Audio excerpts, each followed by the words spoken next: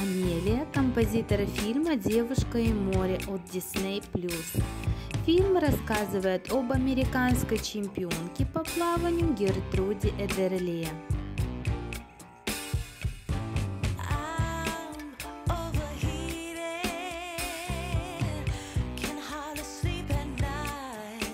Она завоевала золотую медаль на летних Олимпийских играх в 1924 году.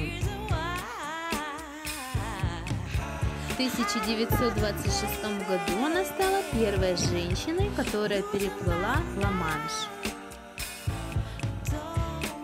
В главной роли Дейзи Ридли.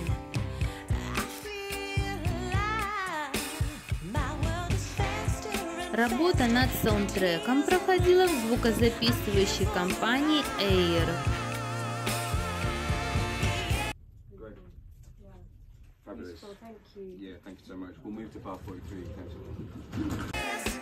Для готового саундтрека потребовалось 1230 дублей и 8 дней. Композитор Амелия Уорнер, ее команда и более 100 музыкантов сделали этот фильм по-настоящему живым, сказал режиссер Хоаким Ронинг.